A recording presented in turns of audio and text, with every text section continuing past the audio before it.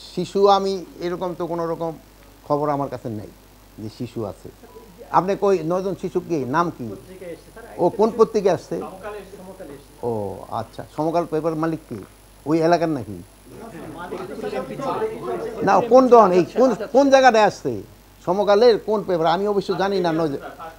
কি আছে ৯ জন শিশু মানে মানে শিশুর 18 বছরের নিচে শিশু। এখন আপনারা দেখতে পাচ্ছেন পেপারে যে চাকাচাকি কারা করতেছে। 18 বছর নিচে কি কেউ ওখানে গেছিল? আপনারা আরও বলতে পারবেন। আমি যদি বলি এটা তো আপনারা বিশ্বাস করবেন না। এখন আইন শৃঙ্খলা পরিস্থিতি উন্নতি হয়েছে কি হয় না এটা আপনারা বলতে পারবেন।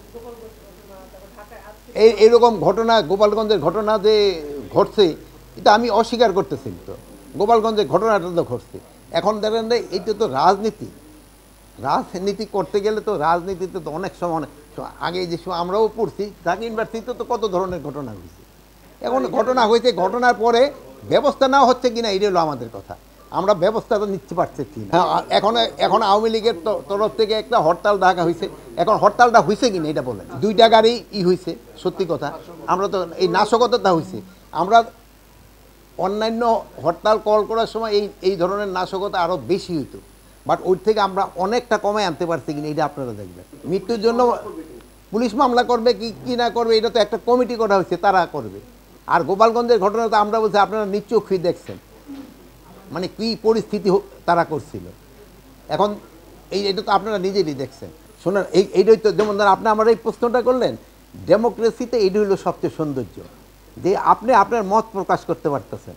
হ্যাঁ, আমি আমার মত প্রকাশ করতে পারতেছি। এখন আমার ক্ষেত্রে একটা অনুরোধ থাকবে যে মত প্রকাশ করার সময় যেন কোনো অশালীন কোনো ভাষা ব্যবহার না করা হয় এবং কোনো ধরনের আক্রমণাত্মক ব্যবহারটা না করা হয়। আর গণতন্ত্রে আরেকটা সৌন্দর্য হলো সত্যি কথাটা, ঘটনাটা বলা। মানে মিথ্যা বইলে তো আর গণতন্ত্র হবে না, সত্যি কথা প্রকাশকে দেয়। গণতন্ত্রের সৌন্দর্য কিন্তু এইটা যে আপনি আপনার মত প্রকাশ করবেন সত্যি কথাটা বলে, আপনি কাউকে আক্রমণ করবেন না, আপনার ভাষাটা শালীন ভাষা হবে। এইগুলির তো গণতন্ত্র। এই আইন শৃঙ্খলা বাহিনী সুষ্ঠু নির্বাচন করতে পারবে না কেন? আইন শৃঙ্খলা বাহিনীর যে প্রস্তুতি, আরও তো অনেক সময় রয়ে গেছে।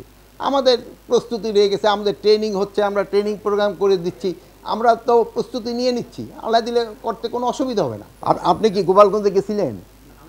তো স্বাভাবিক জীবনযাত্রা ফিরে আনেন। আমি তো দেখলাম অনেক টিভিতে বলতেছে স্বাভাবিক জীবনযাত্রা ফিরে আসছে। কারফিউ দিয়েছিলাম তো আগে, তো কারফিউ তো উঠে দিছে এই জন্য। এখনকার কথা কোন সেই 144 ধারাটাও আবার আস্তে আস্তে উঠে নেওয়া হবে। এখন যে শোনেন, অন্যায় করলে সে গ্রেপ্তার হবে। আমি একটা কথাই বলছি, কোনো অবস্থায় যেন সে দুষ্কৃতিকারী ছাড়া না যেন পায়, আর যেন যে অপরাধ করে নাই যে যেন কোনো অবস্থায় ধরা না পড়ে। শিশু আমি এরকম তো কোনো রকম খবর আমার কাছে নেই যে শিশু আছে। আপনি কই 9 জন শিশু কি নাম কি? ও কোন পত্রিকা আসছে?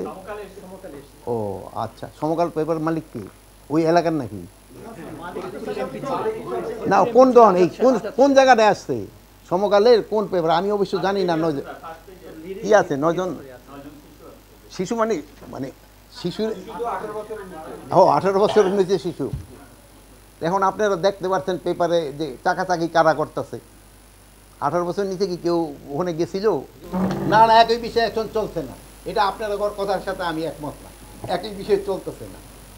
আপনি এই কথাটা কিন্তু আপনি ঠিক বললেন। গণগ্রেপ্তার হচ্ছে না, যারা অন্যায় করছে তাদেরই গ্রেপ্তার করা হচ্ছে। কোনটা মানে পরিস্থিতিতে যেই সময় যেই পরিস্থিতি ওইভাবে ওই ব্যবস্থা নিতে হবে।